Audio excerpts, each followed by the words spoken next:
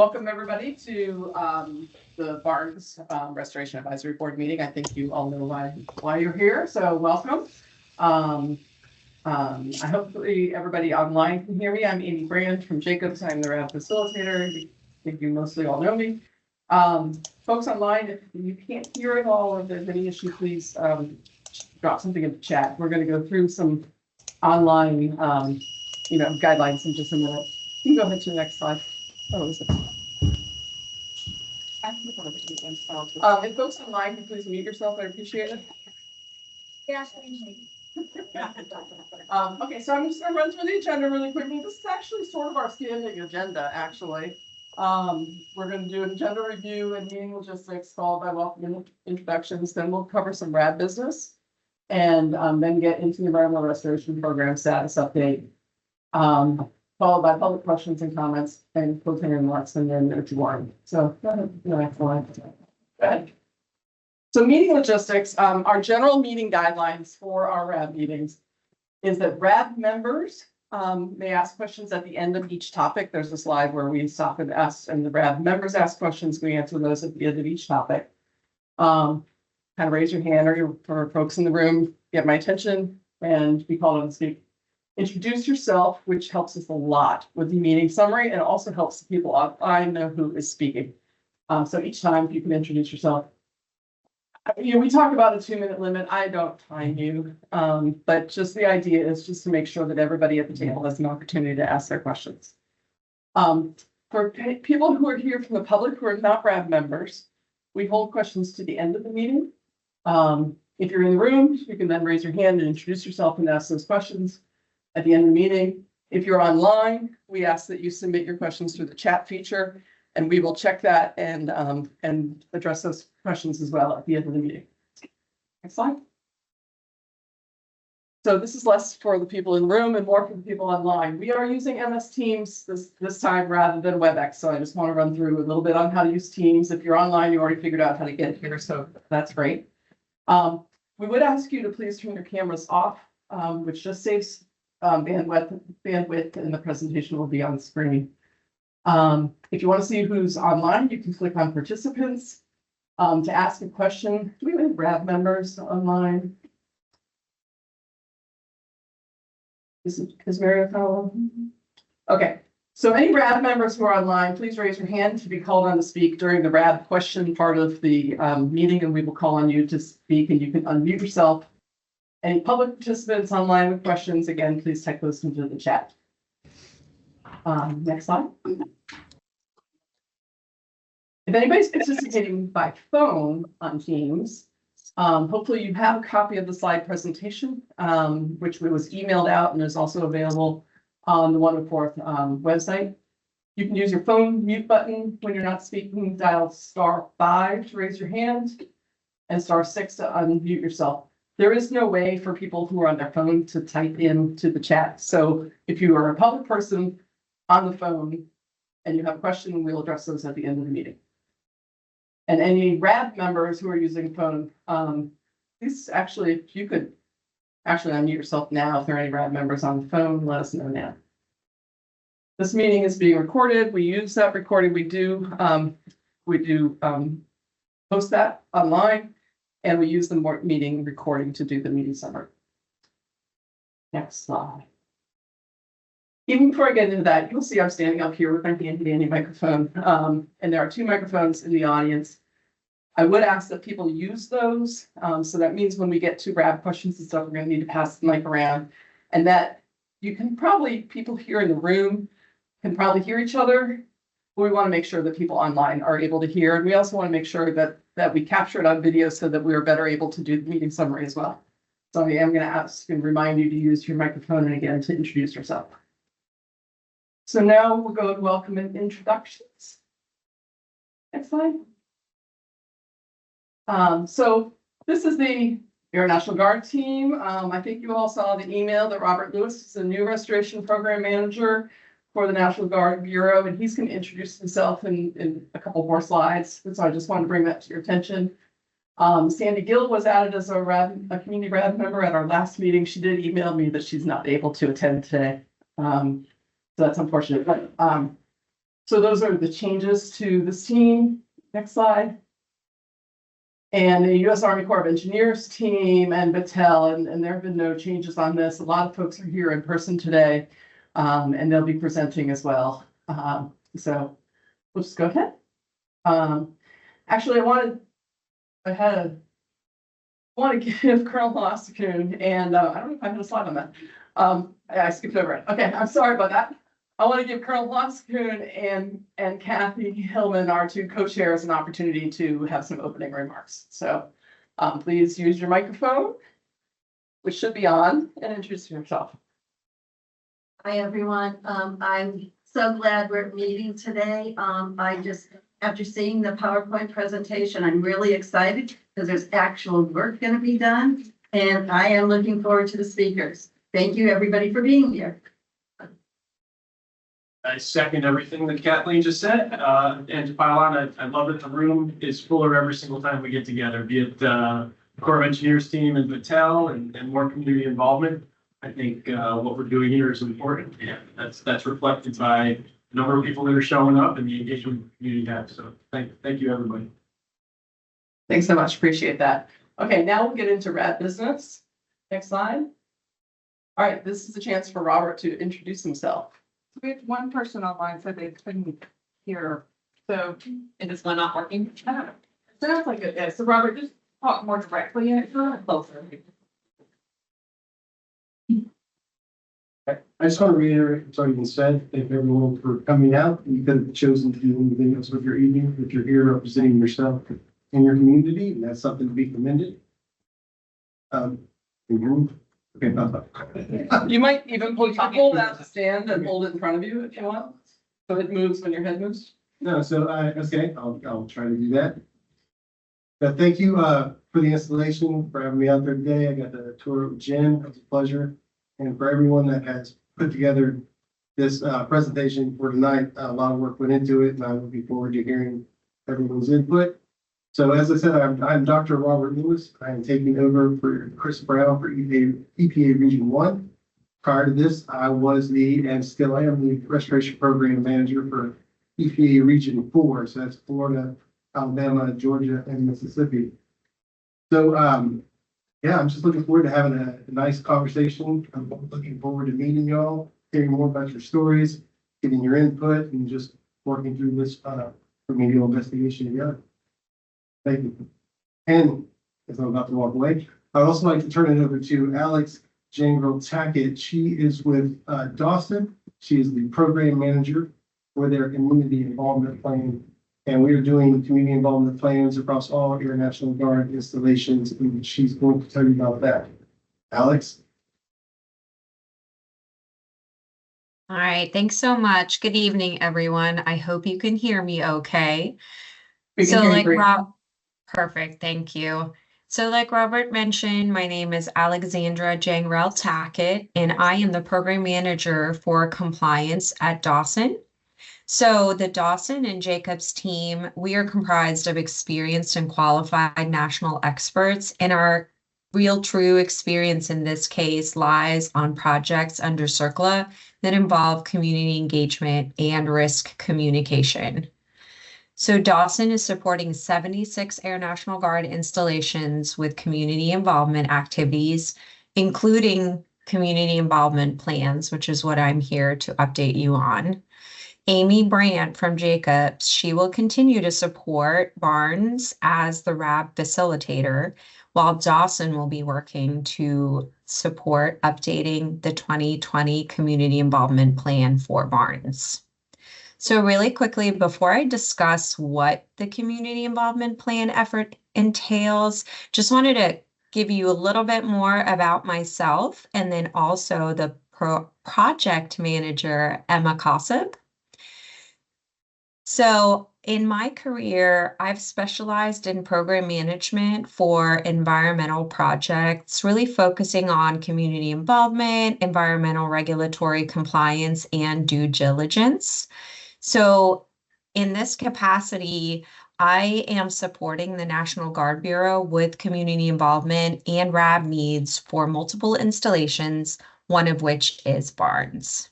So Emma Kosub, who's also on the line, as I mentioned, she is the project manager, and she will be the main point of contact for the community involvement plan effort. And she specializes in community involvement under CIRCLA. And just to highlight the Jacobs and Dawson team, so we work to support various customers such as EPA, DOD, Customs and Border Protection, and other clients with community engagement activities. Next slide, please. Alex, I'm gonna step in for a minute. This is Amy. Yep. Because I see what's happening around the table. There were a couple changes made to the presentation after the slides went to print. Okay, so that last slide is not in your packet. We will make sure that this presentation is what is on the Firewing website. Okay, so I apologize because I saw a couple of you looking for that slide and it's not in your packet because we had already printed. Okay, go ahead. Thanks. That's a great point. So I do appreciate the time that I have to talk to you about this effort today. So as presented on the slide that you actually now can see in front of you is a community involvement plan. That is a site-specific strategy and set of communication methods that support meaningful community involvement throughout the CIRCLA process. So as I just mentioned earlier, the Air National Guard is working to update the 2020 Community Involvement Plan for Barnes. And as part of that effort, the Air National Guard is looking for input from RAB members and local community via a community interview question. And I'll get more into that on the next slide, but really quickly wanted to touch on what the goals are of a community involvement plan. And so you'll see here in the bullets that we provided is that community involvement plans are intended to help local communities understand the CIRCLA process and cleanup efforts. CIRCLA is also known as Superfund, as I'm sure you all are aware. But they also gauge community interest, your knowledge and concerns, and really preferred methods of communication. And by establishing those, we can apply those methods to help community members stay informed and actively involved in ongoing efforts. Next slide, please. So the current status of where we are with the update to the community involvement plan is the draft of the plan is in development. So as I mentioned, as part of that effort, we will be reaching out to RAB members, but also the public to support interest in participating in the questionnaire. So we do this questionnaire through SurveyMonkey, and if you are interested, it can be available for a phone interview as well.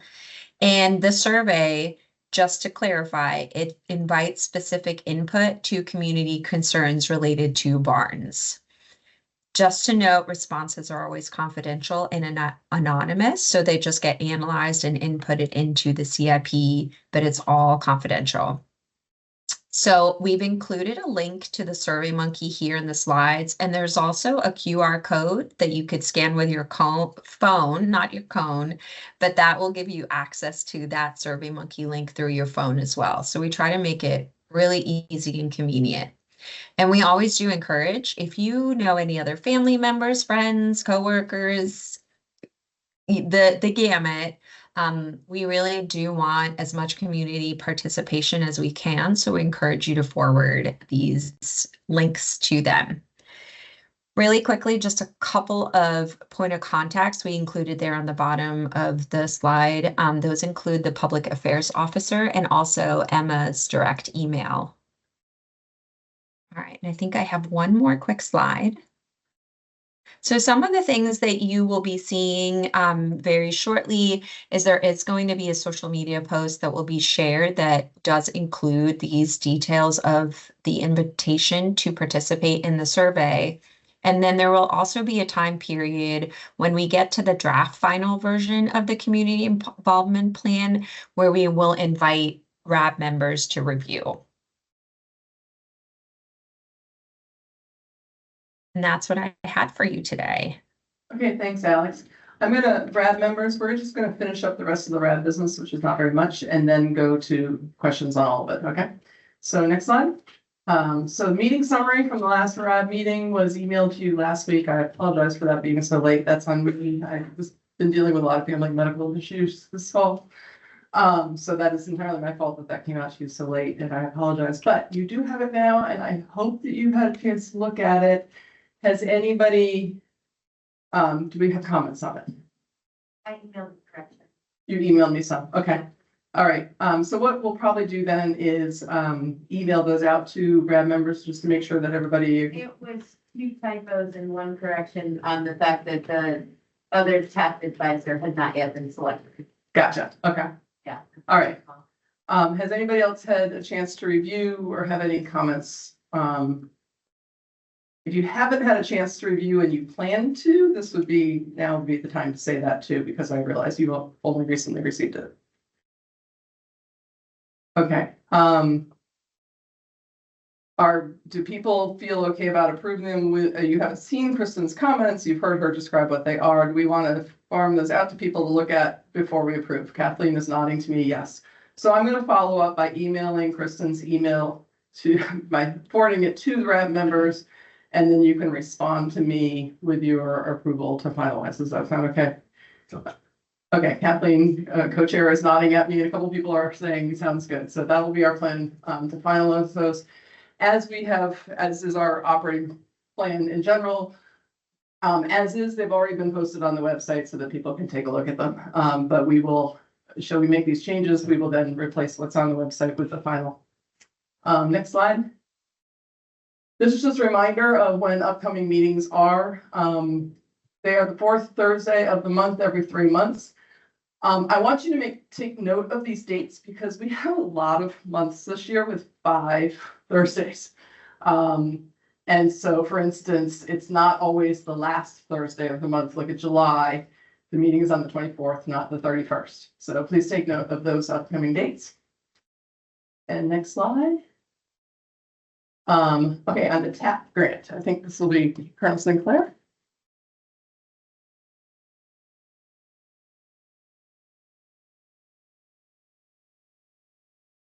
Almost said good morning. Good morning. So TAP Grant 2 was the health implications. Coletta has interviewed and has selected a person that they are going to have review all the documentations in accordance with the performance work statement. They have already started. The person they have selected is Emily Hoskin.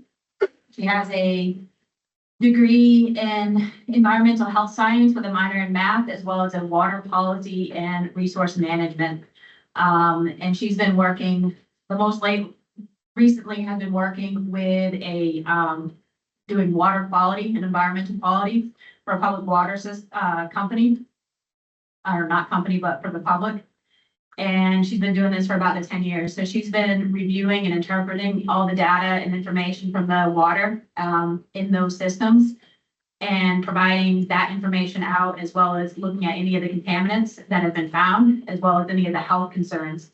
In addition to all that, she's taken that information and is providing those informations, whether it's PowerPoint or reports or anything else, to the general public on the water for the area that she's been working at. In addition, she then works with how to remove those. The removal part is not part of this performance work statement in which we're working on, but she does have experience in terms of the health implications associated with contaminants in water, as well as the testing of it and understanding the analytics.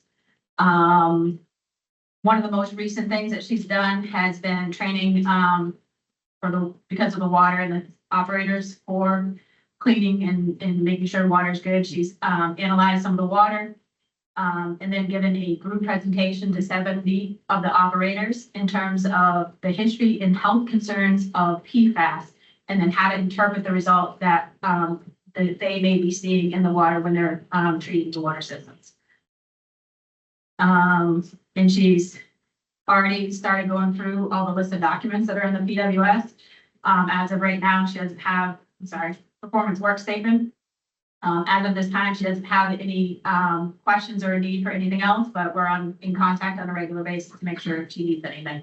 So she's continuing to do that, and she's very excited to be able to work with you guys and then to be able to provide it. And I'm just going to quote what she has here because I hate determining, but says, my job is to take what can be very difficult topics to understand and make them so anybody can understand them. So handling people's yes. I'm with you. So handling people's concerns and questions is a big part of what I have been doing for the past 10 years. And she understands that PFAS is a complex topic, but I'm very confident I can create all the material that is being requested and be able to explain the sample results and the health implications to the Restoration Advisory Board. So they are on track for presenting April 24th. Great, thank you. And then Robert's going to address TAP grant number 3. For TAP grant number 3, we have submitted and had it approved for funding, but in the spend plan. But at this current moment, we do not have funds, so there's a continuing resolution. But in the meantime, we're going to begin working on the performance work statement. And so I have some notes from Chris, and just want to read them to see if we're on the same page. What we're looking for, you're looking for a hydrogeologist to provide information regarding the role co-contaminants and prior treatment at the installation might plays on with your PFAS chemistry and future treatment technologies. So I know that you have some more ideas and things that you want to discuss today. That'd be great. We'll try and capture that in the meeting minutes. If it does come up that you do after this meeting have concerns that are not captured today, if you could submit those concerns or questions to Kathleen, and then she can email them to me. She can consolidate. Email me that stuff as I work on this PWS. We make sure that we're trying to, tailor the grant as much as possible, which you're the TAP grant. Okay. Is the video from last time up? Yeah, I was just actually about to say, Robert actually was on the last call, and the video from the last meeting when we discussed this is available, and as well as the meeting summary. So he can also go back to that. Okay. So, okay. Next slide. I think it's RAB questions. Yeah, okay. So now I'm going to open it up to RAB members. Kathleen's arm shot up in the air. Hold on one second. So we're Video on the 104. the videos go, I believe, on YouTube with a link on the 104th. With a link. Yeah, there's a link on the 104th website, but the videos themselves reside on YouTube. Okay. And that was Kathleen Hillman asking that question. So other RAB member questions, this is the time to ask questions on the community involvement plan, meeting dates if you have questions, but mostly on the community involvement plan and the TAP. And I would ask you to pass the microphone around to anybody who wants to ask questions so that folks online can also hear a question. And if there are any RAB members who are online, if you could please raise your hand if you have any questions.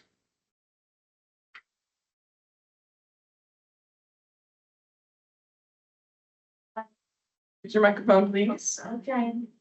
Kristen Mello, I'm wondering where the 2020, the community involvement plan is, if that's what's being updated and, people are gonna be asking questions and we're gonna fill out surveys, can we see what is being worked on? Yeah, yes, it should be on the hangout. That's the administrative record. Administrative record. Yeah. I could actually probably send out a link to that, and there's no reason that we couldn't actually post that on the Better Wing website as well. So yes, the people from the base are nodding at me. So we could, but that is in the admin record. Any other RAB questions? Okay, well then with that, we're going to move along. The Maryland Restoration Program status update. Next slide. This starts with Robert. I guess the biggest update is that we. Yeah. Use your microphone. Yeah, the biggest update is that we have, the plat that's been submitted to Mass DEP and to RAB members. And I just want to say, if anyone has not received an email to have the plat that's a member of the RAB, please let us know so we can get you that as soon as possible. We are looking to turn around any comments from RAB members by the 7th February. I think what they sent you is the questions and comments from the RAB are technically due February 23rd, I think it is, which is 30 days. However, Mass DEP at our last meeting, said that they would really like to receive your questions and comments while they are reviewing it. And so therefore, we set a date of February 7th to send those comments to Robert and they will then be consolidated and sent over to DEP. So please just, send those comments to me.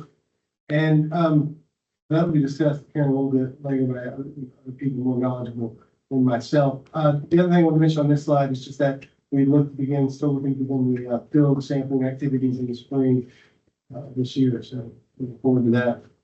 Next slide. All right, just as just a reminder of where we're at, you see the end of FY25 in Q1, we have the plat in the review stage. Hope to get that finalized as soon as possible, and then we will begin field work on Q2, and that's going to take us through this year and next year. Next slide.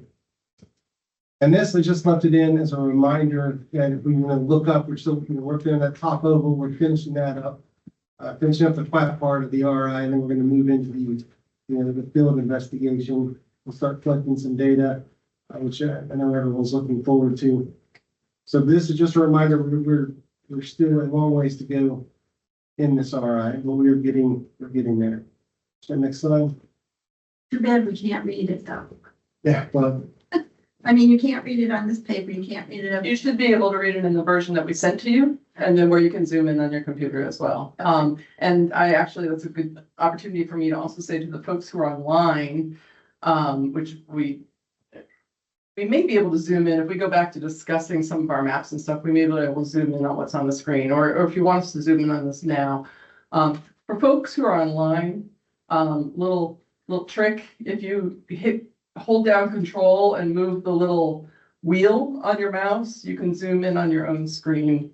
That doesn't affect what other people are doing. So just this little hint, probably, especially when we get to maps. Yes, we've been asked to go back one slide.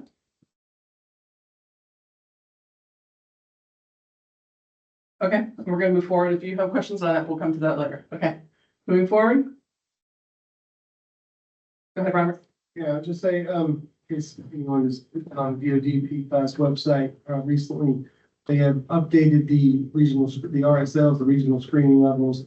So we are replacing the November 2023 screening levels with the November 2024 screening levels. So this supersedes those.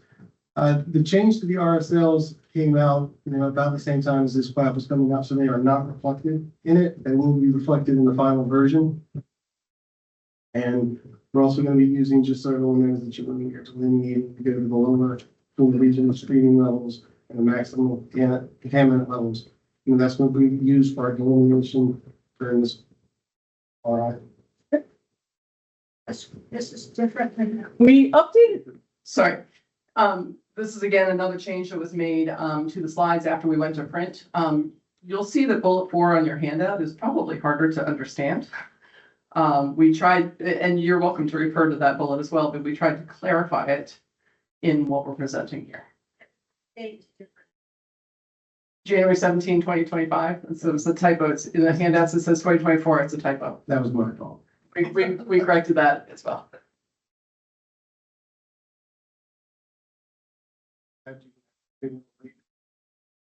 Question now. Is it a question getting into the RSLs or? Yeah, this is Chris Clark. Okay, go ahead. This is clarification because I'm not familiar with regional screening levels.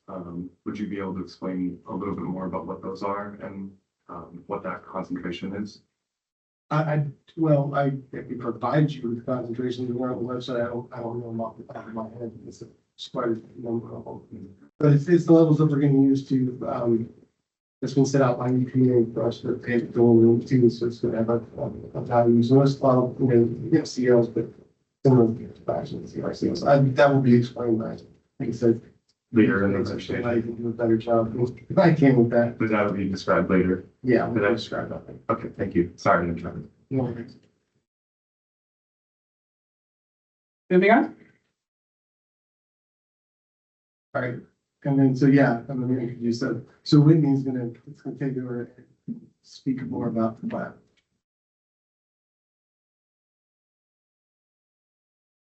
Good morning. Good morning, good morning. You can take it out of there and hold it if you want to, just, sit a little bit of it, whatever you like. So one thing. Whitney, could you start by introducing yourself? Yeah. I think you just said Whitney's gonna present, so why don't you tell us who you are? I'm Whitney Plaskett. I'm with the Army Corps of Engineers. I'm an environmental engineer. I have worked in contaminant investigation and remediation for 17 years. I've been working on PFAS investigation specifically since 2017. But I joined the Corps 5 months ago. So before that, I worked in consulting and have, done a lot of work with PFAS and what's in the JV's shoes basically before this. So a lot of time putting together these work plans, understanding how they work, understanding, what you do with the data and all of that. So I'll be running through the rest of the slides here on basically the QAP, some of the items in the QAP, the scope that is in the QAP, and basically kind of giving you a touch point to work from when you're going through that document. So it's not just a giant PDF with a bunch of figures, make it a little bit more approachable. So this first slide here about DQOs, this is the same as it has been. Mainly the first bullet is the important one, right? So the primary objective here is to understand where PFAS was released to the environment by the Air National Guard, where it is, what types of PFAS, how it's moving through the environment, where people are coming into contact with it, and what the next steps are. That's really the long and short of it. And what's in this plan right now is the first step, and it's what we need to do to gather the data that we need to take further steps to really figure out, more to complete this investigation, to assess all the risks and determine if something needs to be done as far as the remedial action.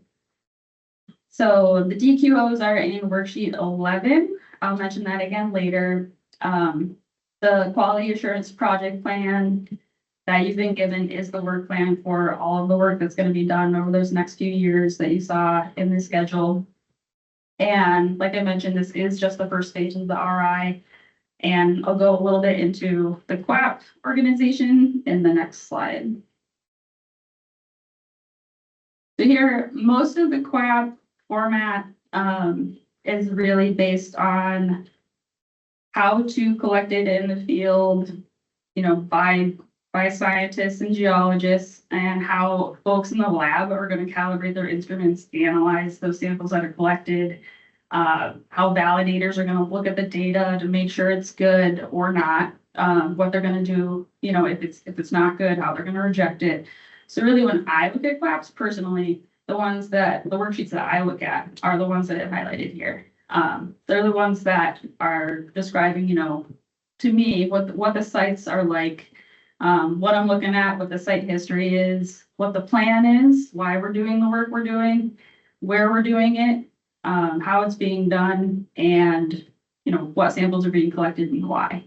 So these are the ones I'm pointing out to all of you because they might be the most interesting to you when you are taking a look at this. I'll go into a little bit of detail on each one of those in the next slides. Worksheet number 10 is the preliminary conceptual site model.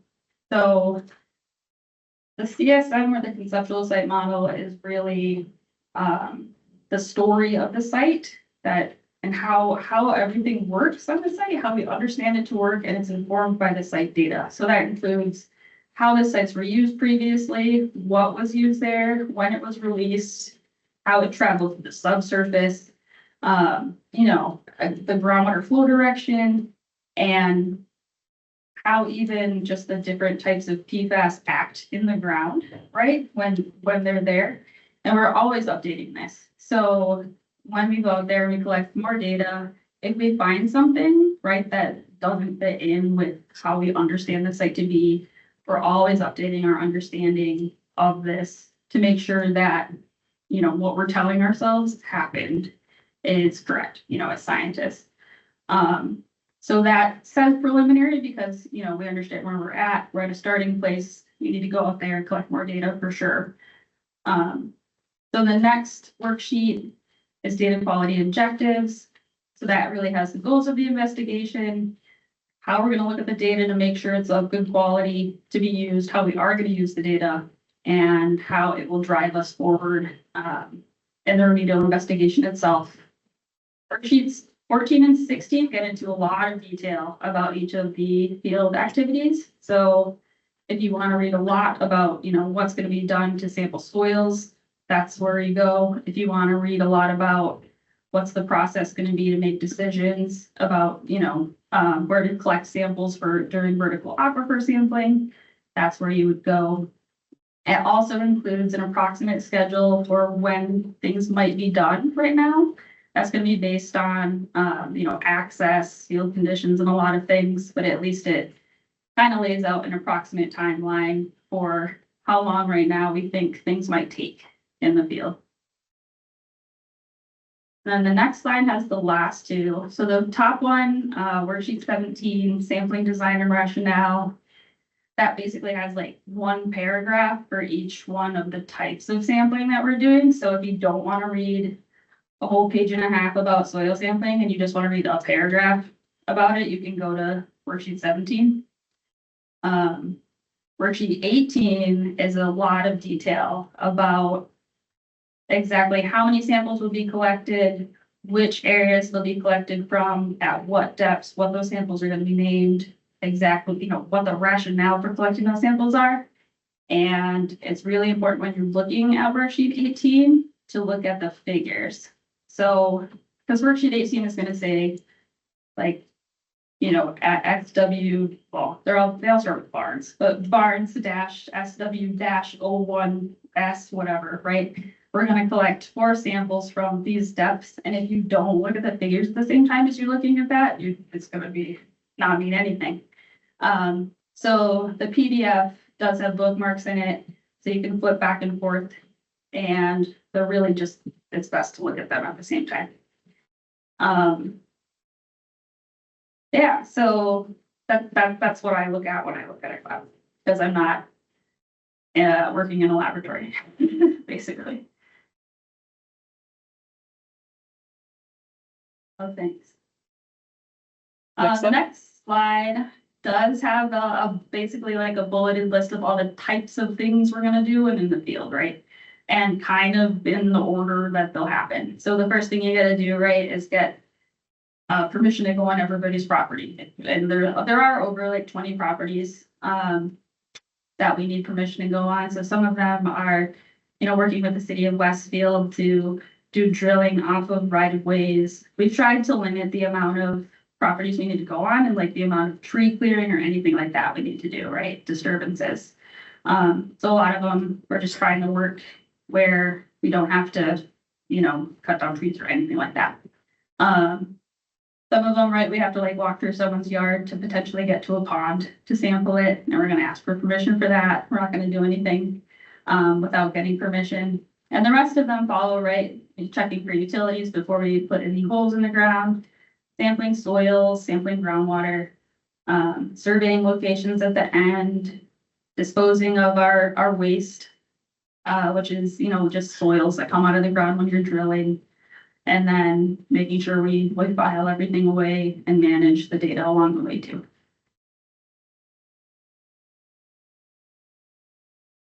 So just to get bearings, right, these are the on-site sites where we'll be doing work, which is primarily at this stage, additional soil sampling and groundwater sampling. And then the next slide does show these same sites, but very zoomed out. So you get more of a regional feel, right? And all of you here, on the RAB know the lay of the land well here. So you see the base is in between a lot of private wells that have been sampled by Mass DEP. Those are in white and in pink. The ones in pink do have treatment systems on them. And then there's public water supply wells that are shown where the blue teardrops or water drops are.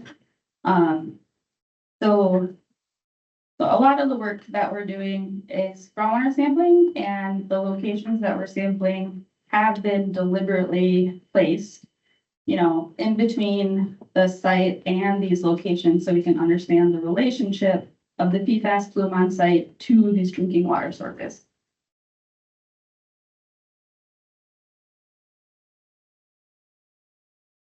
So now I'll just go through, on the left-hand side, basically an overview of the scope.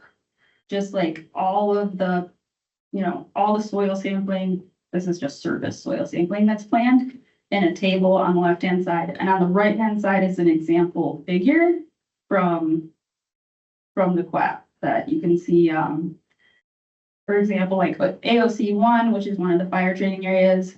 These are all the green locations are everywhere we're planning to take surface soil samples. So for instance, surface soil samples, this tells you where materials were released. For AFFF or firefighting foams, often a lot of those ingredients that are in that will stay shallow. So you can really figure out where especially PFOS will stay very shallow. And so you can figure out where it was released and then delineate that using additional soil borings that go deeper, which will be the case after we figure out where it is shallow. Surface water and sediment sampling is happening all over. So a number of brooks, the Westfield River, many of the smaller ponds off to the east of the base, and Pond Brook as well.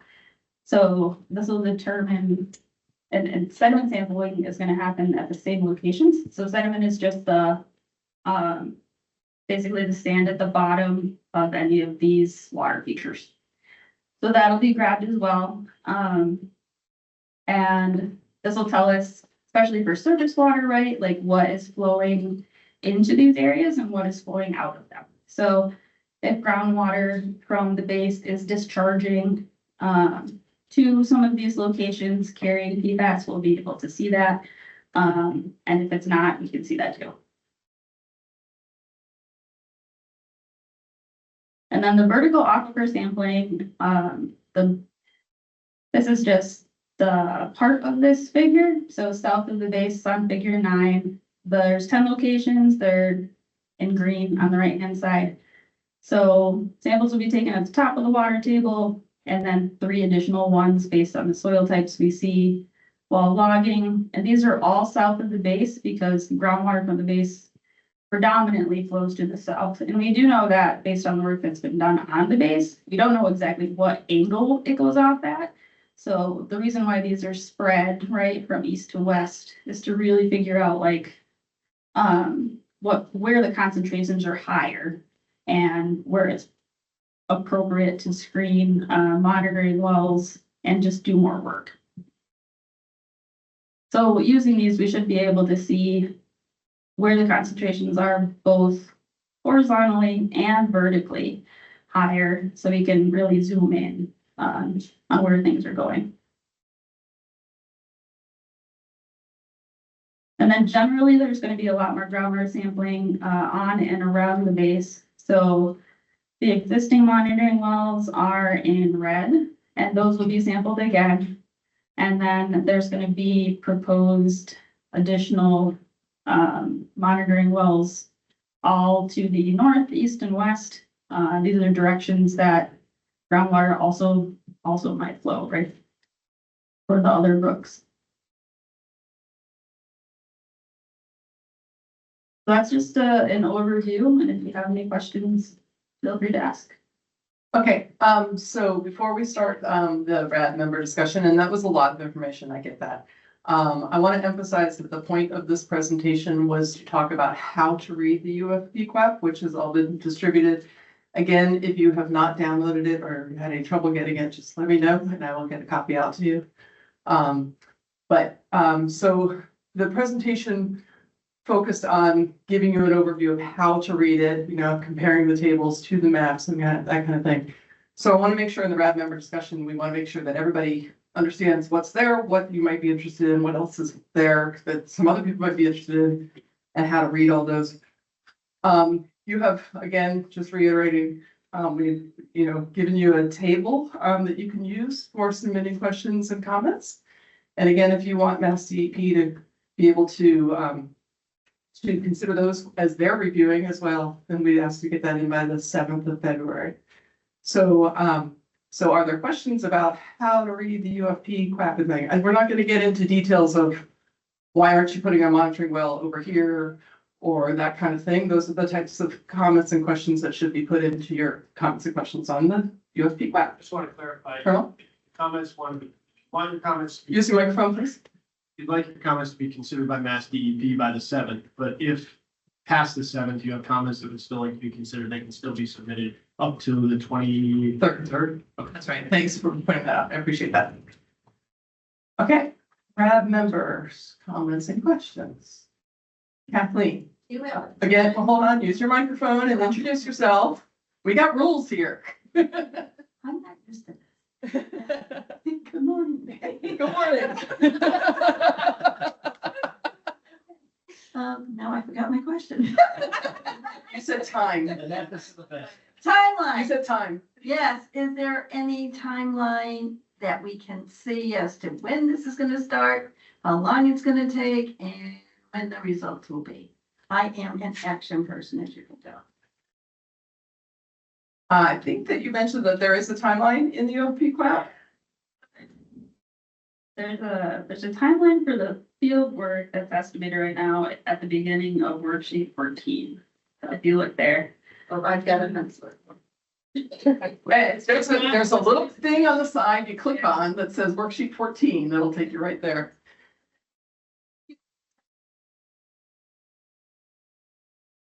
There's an overview scheduling slide in the deck that shows you the art that sampling is gonna be. What slide number is that, Kelly? 22. 22. Can you go back to 22? It has the bubbles on it. Shows where the field work is, and then it goes to the RI report. Thank you. Great. There you go. They were presenting how to read the class, not what's in the book. Right. That would be a very 770 pages, that would be a long night. I got a life. So the RI field work, Yeah. But that's a year, that's not, Yeah. it needs to say. Kathleen, it's not gonna be as quick as you want, I guarantee. I guess not. I still feel. Could we pass the microphone to Mary Ann, please? You can turn it off while you're passing it if you want. I take requests. Yeah. Do I have to press a button here? No, you can hear me. All Say right, your name, please. this might not be appropriate for this because you're talking about just Mary Ann Babinski Thank here. you. So the people online know who's speaking. And, I know that that whatever that community involvement thing was, too. And you're talking about running around the north side mostly and, doing some of these monitoring things over the next 27 years.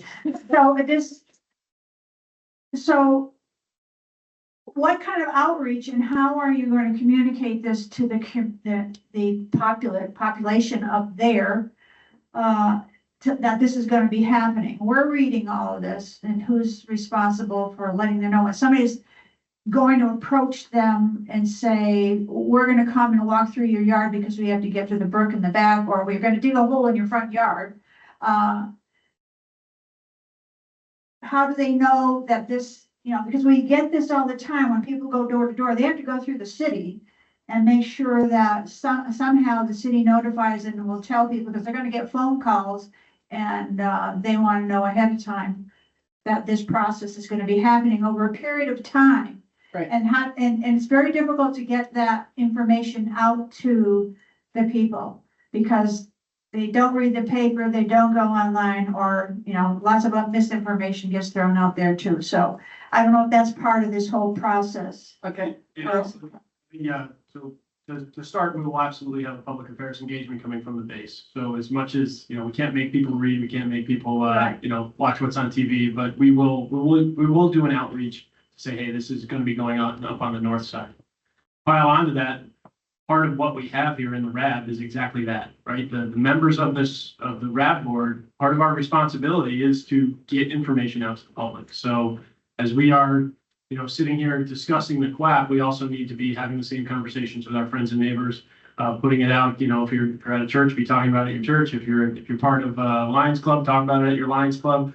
This is all about not just receiving information, but also pushing information out to the public. I'm sure that in terms of engagement through the city, I'm guessing the Army Corps of Engineers, you will also be engaging directly with City Hall about how and where you're going to be Amanda. Hold on, you need a microphone. Hi, everyone. Introduce yourself. Amanda Martin, the project manager from the Army Corps of Engineers. So if we're gonna be entering private, is this better? Yeah. Okay, thanks everyone. Might be better here. We're gonna be entering private property. The Army Corps of Engineers is gonna be looking at the land parcels where the samples are located or land parcels that we have to pass through. And we have real estate specialists like the Army Corps of Engineers who will identify the property owner through like tax and parcel data. And we will directly reach out to that property owner to request what's called a right of entry agreement. And that's how property owners will first find out that we're requesting access to their property to collect a sample. So that's what we're going to be looking for, a signed right of entry agreement in order for us to come on that property and collect a sample. So that clarifies. I'm just saying, start early, do it often, and repeat it and repeat it and repeat it, because that's how you'll get the message out there. If you wait a week or two before and start disseminating some of this information, there's going to be a lot of questions and concerns and comments made going forward with the population up there, so. Alex, do you want to address, or I can, about the opportunity to put these ideas into people's questionnaires for the community involvement plan as well? Yeah, so this is Alexandra with Dawson again.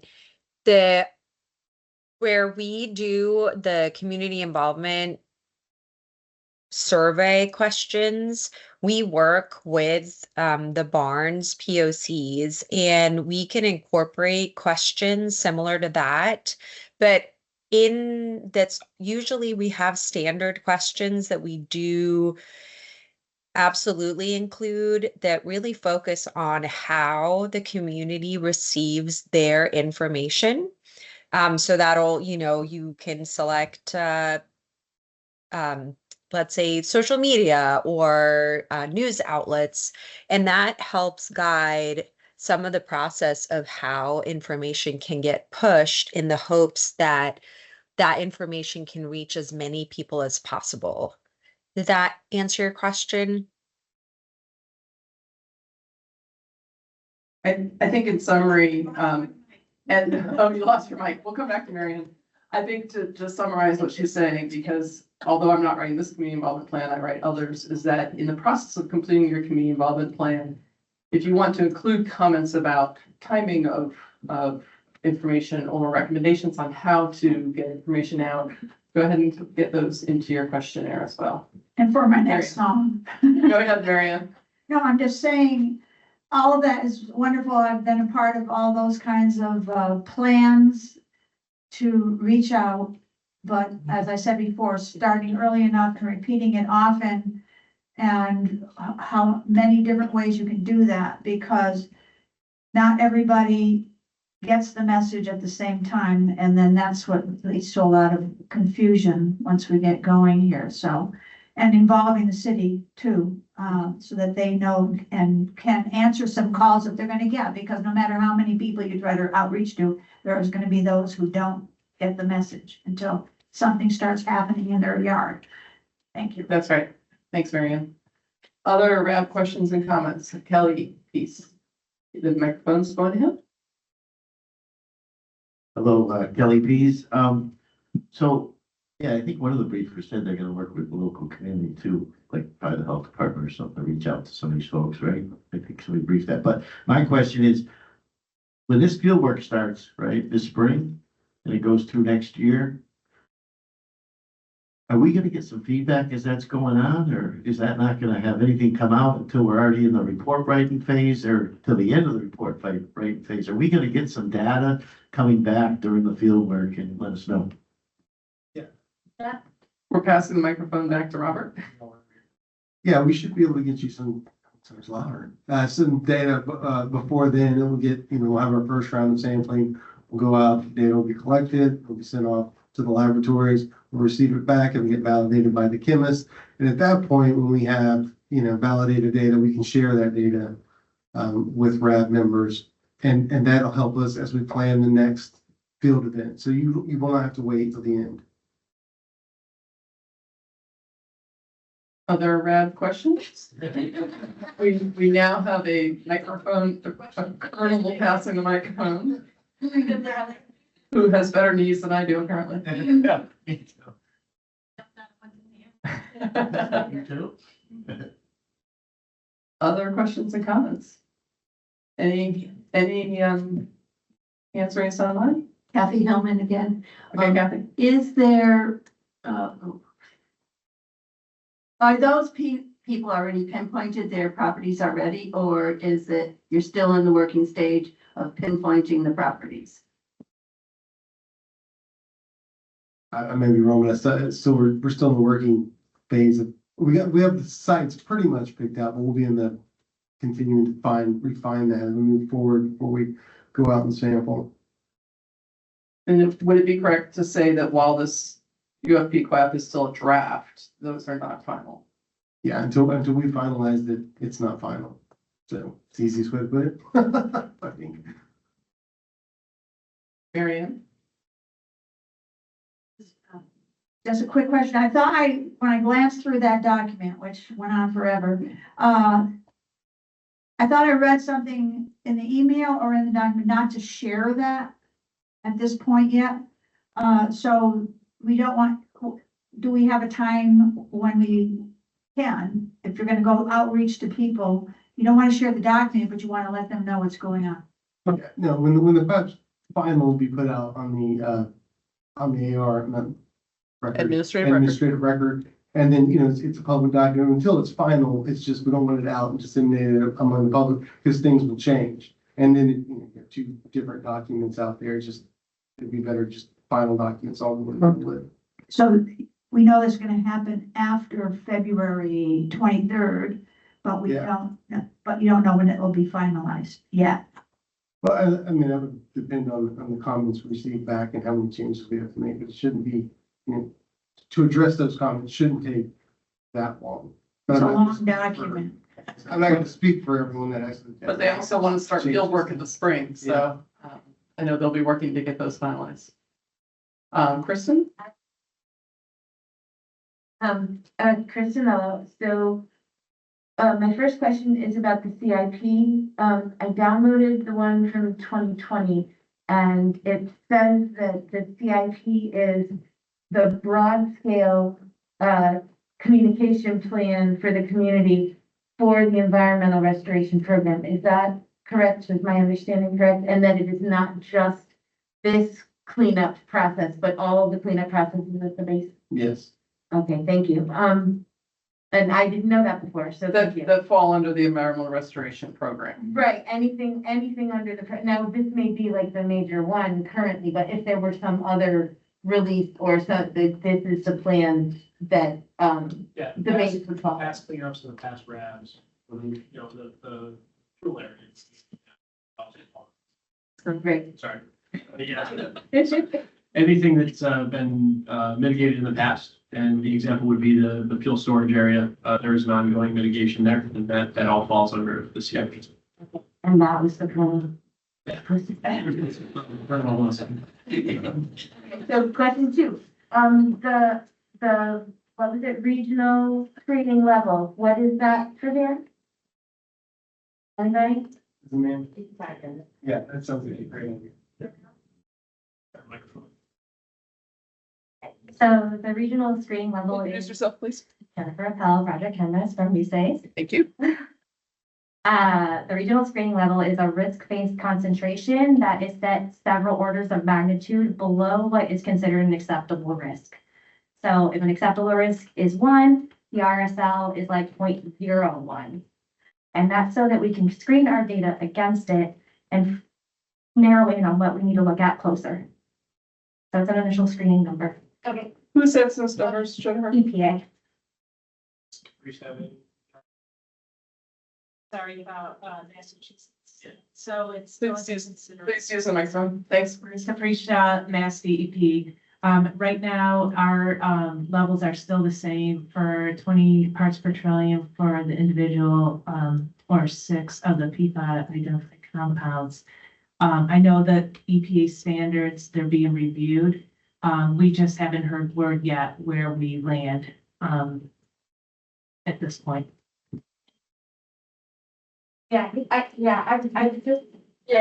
I'd like to know if we're working with the state information or the federal information. It's the federal.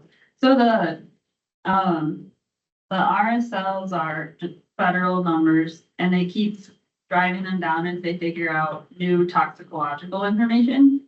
So as they figure out how harmful the chemicals are and just new information about that, they keep plugging new numbers in and coming up with new standards that we need to screen all of our environmental data against, and that those get updated a lot. So the last time that Department of Defense pushed out guidance for what numbers we needed to use, it was the November 2023 version of those. And so the most recent information we got said, okay, now we're going to use the November 2024 version. So it's basically saying, okay, we're going to use the more recent ones. And we're also going to compare them to the maximum contaminant levels, which have been set for drinking water. And we're going to use the lower one unless the RSL number, Regional screening level. original screening level is so low that it can't be detected by laboratory equipment. And then we're going to use the drinking water number. So that's the current situation for plume delineation for the DoD at the moment. So, it's Kristen again. Are we talking about, It's like 4 for PFO and PFOS. and that has not Those are like the same. been eliminated in the last week? No. Really? They're the same. Yeah. Nothing's happened with that. Nothing has happened with that. No, So we're still shooting for the single digit. they're the same. Nothing's happened with that in the last week. Okay, I might need it for the later. Okay, all right, so That's this week. That's this week. You never know what's happening. okay, This most recent memo didn't make things less conservative. I am shocked and happy. Okay, I'm gonna put while I'm ahead on that. Okay. And, wow, okay, so the timeline that we have, when we see that data, may we please see it in some kind of spreadsheet format and not PDF form? I ask this at all the meetings, but it's because I don't like doing data entry. Like in just in an Excel file?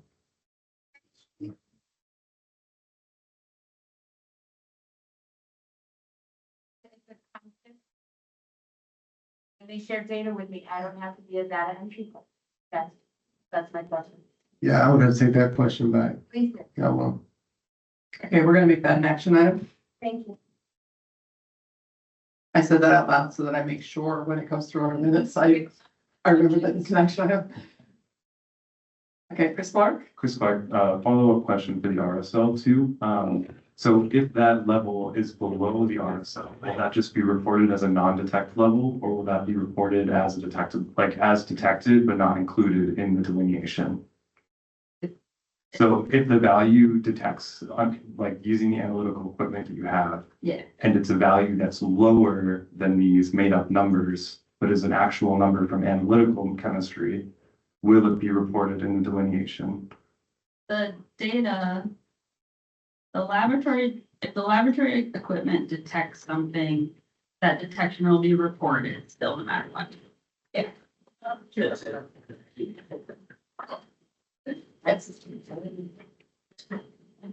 Yeah, we can't change the layout. Oh, that's fine. I got one more, it's Kristen. What is in the class that would require taking trees? Anything? Oh, not.